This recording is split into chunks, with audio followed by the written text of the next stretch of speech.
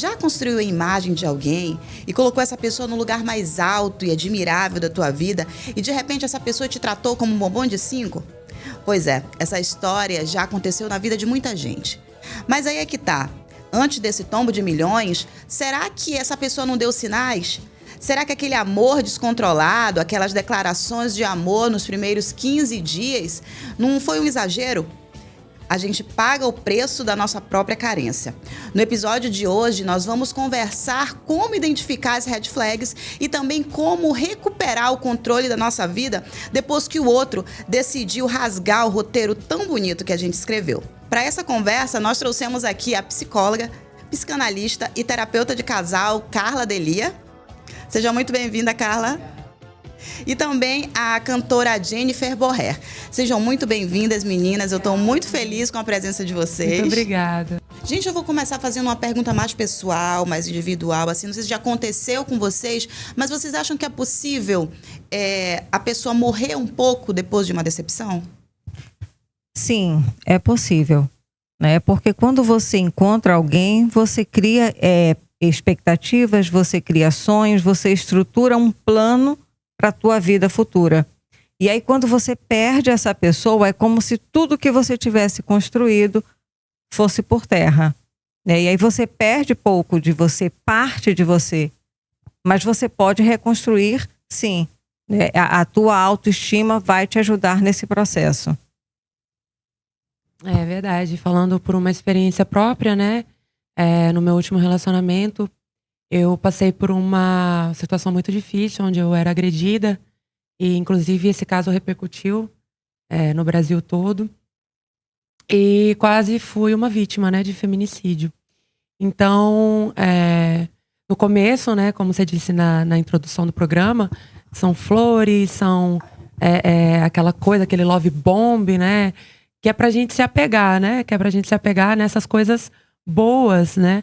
E aí, quando começar, né?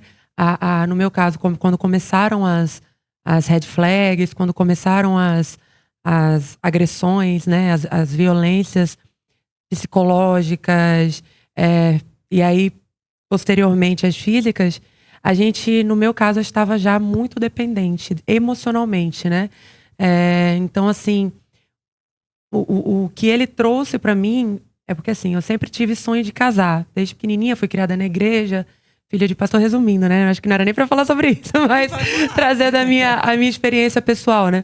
Então, eu fui criada na igreja, filha de pastor, e na igreja a gente tem muito isso que vai casar, principalmente pra mulher, né? Que vai encontrar um marido maravilhoso, que vai ser o cabeça, que vai ser ali, né, o provedor. E eu tinha esse sonho, né? Foi implantado dentro de mim. E aí acabei abrindo isso nesse relacionamento, assim, de primeira. E ele trouxe como se fosse a pessoa que iria fazer esse sonho se realizar junto comigo. Ele sempre soube que tu queria casar. Isso, e tanto que ele falava que era o sonho dele, que ele já tinha vivido tudo que tinha pra viver, que ele queria sossegar. E que encontrou em mim isso e tal. E ali, quando começaram a acontecer as questões de violência, de agressão, nossa, digamos que a parte de mim, assim, ficou, não vou dizer morreu, né? Porque, como ela disse, a gente sempre pode se reconstruir, mas ficou muito abalada. Então, um buraco, né? Um trauma, que até hoje eu dou risada, né? Mas assim, de nervoso, porque até hoje eu estou, né? A gente tem que fazer terapia, tem que procurar se fortalecer a autoestima. Então, assim, falando pela minha experiência com esse relacionamento, realmente parte de mim foi muito abalada a ponto de sonhos serem deixados de lado. E depois, quando tu enxergou, assim, que tu viu que tudo acabou, e toda a história que tu projetou, toda a história que tu viveu, aquele amor bonito, porque pra gente o amor foi bonito, né? O outro lado da história, se ele tinha intenções ruins, as intenções dele era ruim, é com ele, né? Mas a gente constrói uma história muito bonita. E aí tu olha pra trás e vê que aquilo nunca existiu. Nossa, foi muito difícil. Eu lembro que quando eu tava no IML, depois de fazer o BO, né? E toda machucada, eu tava chorando muito, meu pai tava comigo. E eu lembro certinho que eu olhei pro meu pai e falei assim, poxa, a gente nunca começa um relacionamento achando que vai terminar na fila do ML para fazer um exame por conta de agressão. Então foi muito difícil para mim, eu fiquei em luto por vários meses, né? E a música foi o que me ajudou, a música, a terapia, uma rede de apoio, né? Mas a música, assim, também foi e é algo que me dá muita força, né? Mas foi muito difícil mesmo. Carla, nós mulheres, nós tendemos a segurar mais aquela relação que já fracassou. Eu lembro que eu vi há pouco tempo uma notícia no Instagram que dizia assim que a mulher tinha sofrido tantas traições e adquirido câncer no decorrer da vida devido a tantas decepções e tantas frustrações. É possível que as decepções, que a tristeza da vida nos traga dores físicas? Sim. Há estudos que dizem que mulheres que são traídas, mulheres que são deixadas, elas podem vir a desenvolver câncer de mama.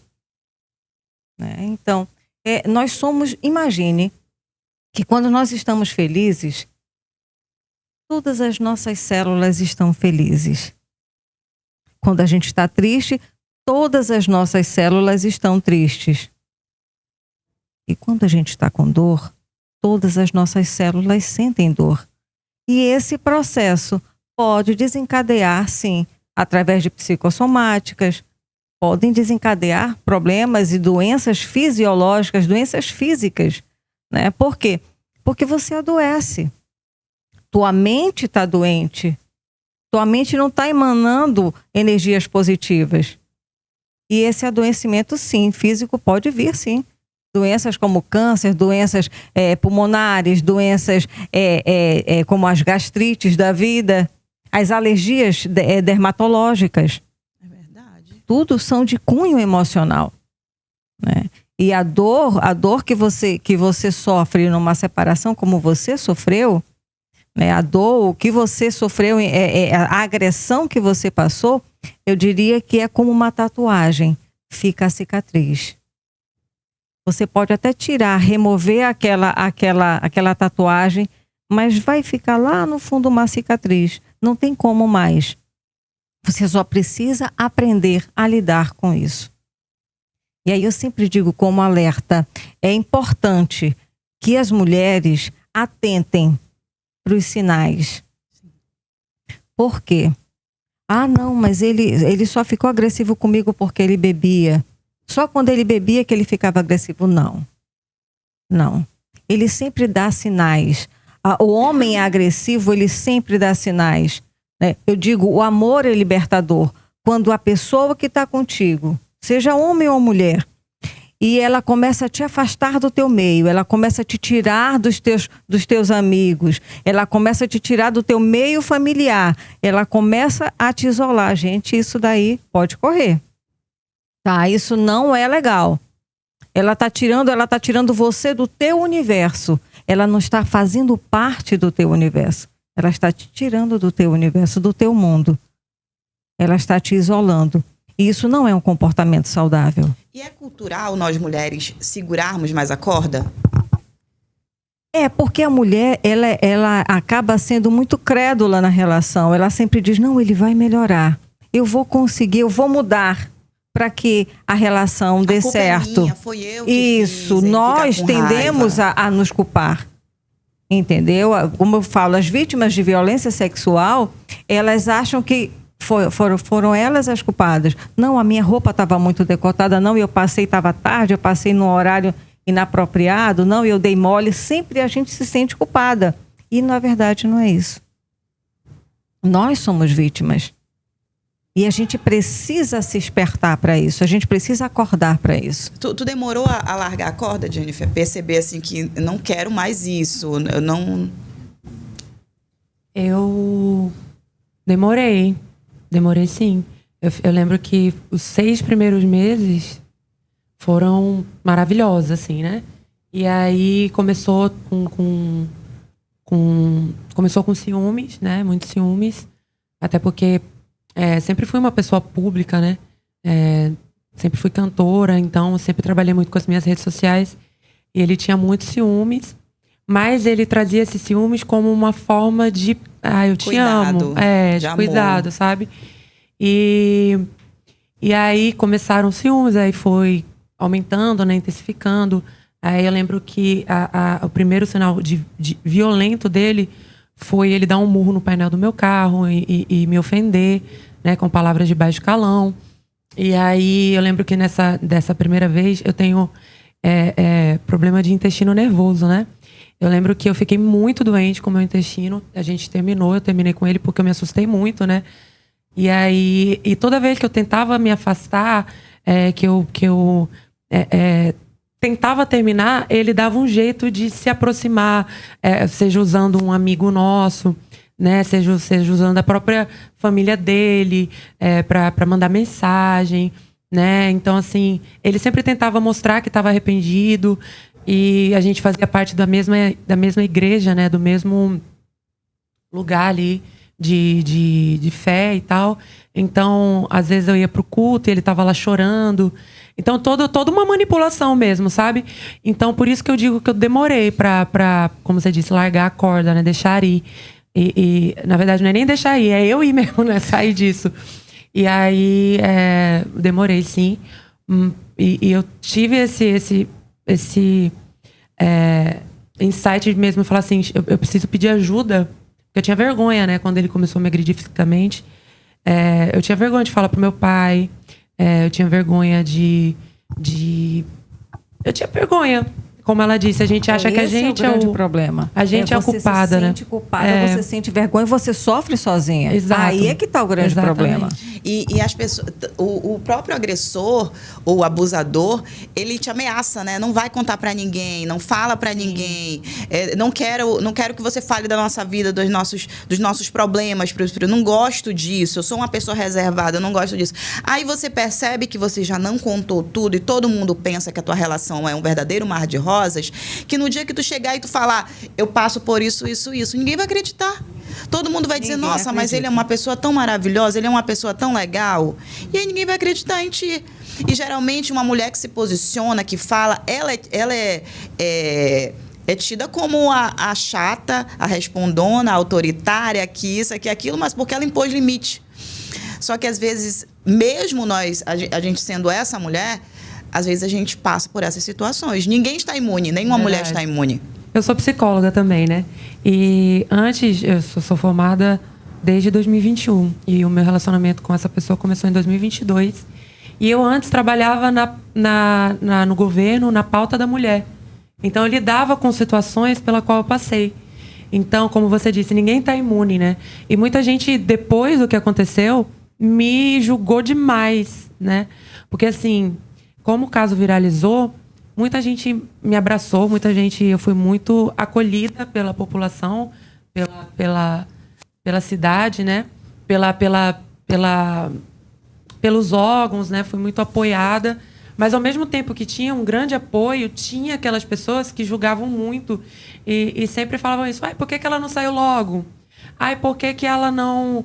Por que na primeira red flag ela não deixou para lá? E sendo que cada caso é um caso, sim, né? Sim. Cada pessoa ela tem ali uma situação ao qual ninguém sabe o que ela está passando. E muitas dessas pessoas, no meu caso eram ameaças, né? Eu sempre morei sozinha, né? Então ele me ameaçava muito em relação a isso. E a pessoa, ela vira, no teu caso, que tu morava sozinha, a pessoa, ela vira o teu tudo ali. Né? Durante o período de relacionamento, a pessoa, ela vira o teu tudo. É perigoso isso? Você cria uma dependência. A questão é essa, você cria uma dependência emocional. É como se fosse aquela síndrome de Estocolmo, entendeu? Você se apaixona pelo teu agressor, né? Você cria um elo tão grande por ele, que por mais que ele te cause dor, que ele te traga dor, que ele te traga sofrimento, você está ali. E é difícil demais as pessoas que estão do outro lado perceberem isso, entenderem isso. Nós mulheres temos um pouco dessa síndrome aí, doutora. Entender essa postura de quem está dentro da relação, numa relação abusiva, num relacionamento doentio. É muito difícil. Porque a gente percebe os sinais, a gente enxerga os sinais, sim, olha, né? um exemplo uma coisa bem... Eu sempre digo, eu sou terapeuta de casal e eu sempre digo, gente, respeitem um ao outro. Um ao outro. Essa coisa de apelidos pejorativos, tirar a brincadeira, fazer a pessoa passar vergonha no grupo, numa rodada de amigos, isso não é legal. Aquela Isso é doentio. entre os casais, Isso é entre os doentio. dois. Entendeu? Isso é doentio. Eu tenho visto alguns vídeos na internet de casamentos onde o noivo maltrata da noiva e ela vai comer o bolo, ele esfrega o bolo na cara dela. Isso na frente de todo mundo. Isso já é um sinal. Sim.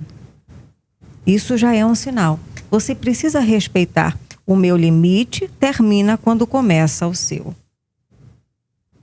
Os sonhos precisam ser construídos em conjunto.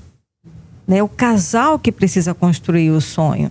Não é, ai, você é o meu sonho, não. Não. E outra Vamos coisa, juntos construir. É muito fácil falar, né, doutora? É muito fácil falar, você é o meu tudo, eu te amo, você é a lua da minha vida. É muito fácil fazer as promessas, mas fiquei doente. Fiquei precisando de ajuda. Tive uma crise de noite, de insônia. A pessoa tá do meu lado, ela não tem coragem de virar pro lado e demonstrar que tá preocupada. Amor é cuidado. Amor é respeito. Amor é dignidade. Amor é empatia. Se não existe esses 4 itens na tua relação, infelizmente, acorda. Eu lembro que tive uma relação com uma pessoa, sempre tive relações muito longas, sabe? E aí decidi dar uma oportunidade para conhecer uma pessoa. E aí eu tive uma crise de gastrite, tive um problema de estômago, alguma coisa assim, não lembro agora exatamente como foi. Mas cheguei a falar para a pessoa que eu não estava me sentindo muito bem, acho que eu passando mal, não sei o quê. Aí a pessoa fala, não vai morrer não, não sei o quê, não sei o quê. Sabe assim, uma resposta super fria? Né? Aí depois de algum tempo, soube alguma coisa que aconteceu comigo e aí me mandou mensagem, eu não tinha mais nada com ele. Mandou mensagem, soube que você passou mal, não sei o quê, você tá bem, não sei o quê. Quando tava comigo, nem não se importava e agora acha que vai me mandar uma mensagem, é uma preocupação aqui. Então, eu acho que durante a relação, a gente enxerga os sinais, a gente vê aquelas coisinhas, aquilo que a gente tem que considerar que é importante. Você não acredita. Só que você acha que foi só uma brincadeira, foi uma coisa passageira. E eu acho que se a gente começar a impor limites mesmo, esses dias eu vi uma influência falando bem assim. Não seria impor. Não seria impor. É respeitar o limite. Me respeite para que eu te respeite. Só que aí a gente vira chata, né? Não pode mais falar nada. Não pode mais brincar com nada. Tudo é mimimi. Não a sei relação o quê. se constrói. Eu sempre digo, gente, se conheçam. Né? Façam um contrato. Vivam primeiro esse momento antes de se amarrarem. Né? Porque depois que você se amarra, depois que você casa, as coisas tendem a mudar. Né? E aí a gente precisa, se a gente não fez um bom contrato, se a gente não fez, não teve uma boa relação ali no período do namoro, a gente não se conhece a tempo. As pessoas tendem a se amarrar no momento da paixão, no momento que está tudo muito lindo, muito colorido, muito bonito. Ela é cega. E aí depois, quando vai acalmando mais as coisas, aí começa, né? A mostrar. Eu falo que o diabo, ele nunca vem com cara de diabo, né? Não, de jeito nenhum. Ele vem sempre muito bonito. Trazendo sempre flores, prometendo amores, prometendo casamento. E a decepção, ela faz mesmo a gente pegar o roteiro da nossa vida, né? E dizer assim, caramba, não tem mais nada escrito aqui. Né? E agora, o que eu vou fazer? Como reconstruir de novo essa autoestima? Como recuperar aquilo que parecia estar tão bonitinho, estar tão construído ali, e de repente o outro veio e... Como conseguir revoltar Primeiro passo é você entender que você é capaz, que você pode e que você merece ser feliz. Entendeu? Fazer terapia, buscar, trabalhar a autoestima é fundamental. Tá? Levantar a poeira e dar a volta por cima. Não ligar para a plateia contra, tá? agradecer a plateia que está a favor e seguir a vida. Porque a dor é sua, a vida é sua, a escolha é sua. É só você quem pode decidir. O resto é só plateia. E a gente tem que guiar, a gente tem que estruturar. Eu sempre digo, eu vou estar com você no processo psicoterápico. Eu vou segurar a sua mão. Vou caminhar com você, mas a estrada é sua. E que conselho hoje tu daria, Jennifer, para uma mulher que ainda está nessa situação, passou por uma fase de decepção, mas é hora de levantar, assim? O conselho que eu dou, mediante toda a minha experiência, é essa mulher olhar para si e entender, né, que ela não merece isso, né? A partir do momento que você entende isso, digamos que te dá mais força de procurar ajuda. Então, entenda isso. Você não merece alguém que te agrida, alguém que te humilhe, alguém que te jogue na cara, né? Porque, como vocês estavam falando, tem muita gente, muitos homens que fazem descaso da mulher, né? Mas tem muitos homens que são maravilhosos, que dão flores, que na frente das... Maravilhosos no sentido entre aspas, né? Que demonstram, aparentemente... eu dou flores, levo pra jantar, levo pra viajar, levo pra isso. Mas que nos bastidores, né? Ali só ele e a mulher... É terrível, é uma humilhação. Então, fica muito na cabeça de pessoas que passam assim. Tipo, ele me agride, mas também ele faz tudo por mim. Então, vou aguentar. Não, eu acho que... A partir do momento, não existe nada no mundo... que se compare ao respeito, né? Não existe nada no mundo que se compare a você poder ter segurança, poder você dormir em paz. A liberdade de ser o que você é. Exatamente, de você poder olhar no espelho e não ver nenhum roxo no seu corpo, sabe? De você acordar e... Eu lembro que eu acordava muito, assim, e eu falava, será que hoje ele vai ficar de boa? Será que, às vezes, a gente passava um dia maravilhoso, porque teve momentos, os ápices, né? E eu falava, será que esse dia maravilhoso vai durar? Será que no final do dia eu não vou apanhar de novo? Então, às vezes, a gente pensa que aquilo ali não, eu vou aguentar isso aqui porque ele tá me dando isso aqui. E, na verdade, agressão, violência, manipulação, a gente não tem que aguentar, não. Então, peça ajuda. Se você tá passando por uma situação de violência, denuncie. Talvez tem pessoas que nem saibam que existam órgãos que disponibilizam advogados, psicólogos, assistentes sociais. Então, assim, existem leis, né? É claro que as leis precisam ser mais rigorosas, né? Para casos de violência, de feminicídio. Mas não deixe isso chegar a um ponto onde você não vai ter sua vida.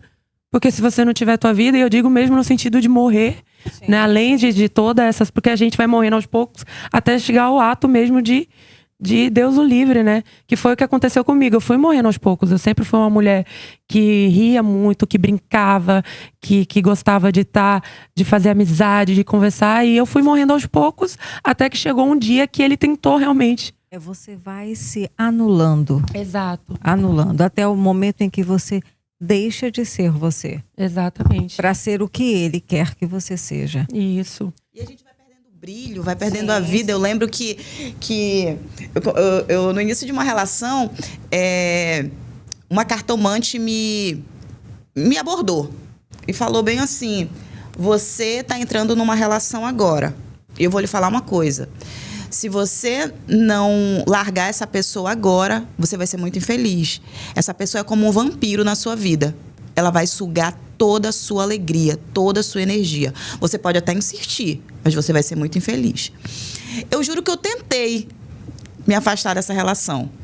Mas como aconteceu contigo, você tentava se afastar e tudo ao redor parece que ele dava um jeito de se aproximar de novo. Né? E realmente eu vi tudo isso acontecendo como um vampiro que sugou a minha energia, sugou a minha vida, até ao ponto de eu não me ver mais parecida com quem eu era. Sim.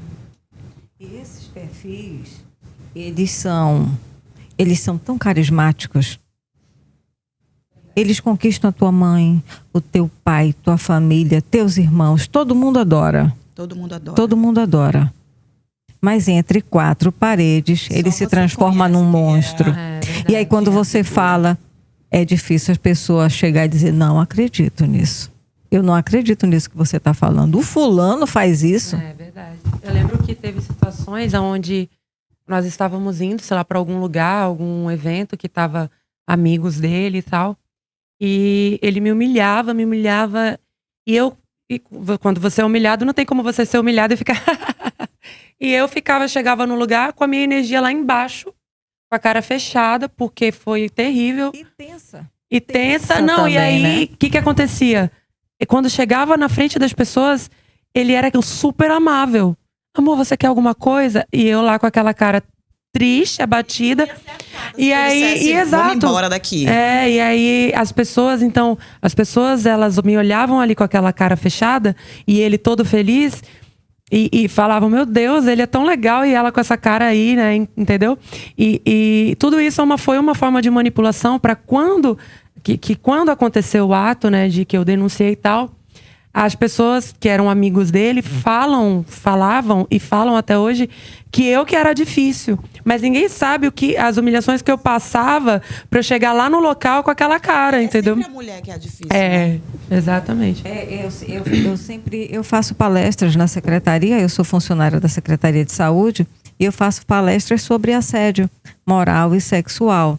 Né? E falando sobre violência, eu sempre digo, tem um símbolo, né, que você bota o dedinho aqui, que você fecha, que você pede socorro, pede ajuda, é um símbolo universal. Isso é importante que a gente dissemine esse símbolo, né, porque isso salva vidas. Isso já tem ajudado muitas mulheres, né? E a gente precisa pedir socorro, sim. Sim, denunciar e correr e pedir ajuda é necessário, é fundamental. Uma coisa que me ajudou muito quando eu tomei coragem, né, de denunciar, de pedir ajuda e de dar um basta.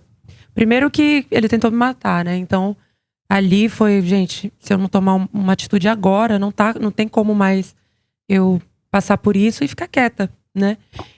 Mas uma coisa que me ajudou muito, e eu lembro que foi uma amiga que me disse, que ela trabalhava comigo no governo, na época que eu era da pauta das mulheres do governo, ela falou assim, Jennifer,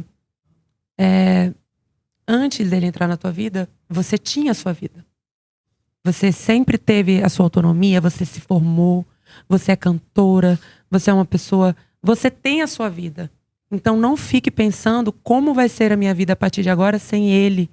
A sua vida vai continuar continuar e melhorar muito mais, sabe? Vai evoluir muito mais. Você já existia sem ele. Ele entrou na tua vida, ele fez parte da tua vida, ele deixou marcas na tua vida, mas ele não é o divisor de águas. Exatamente.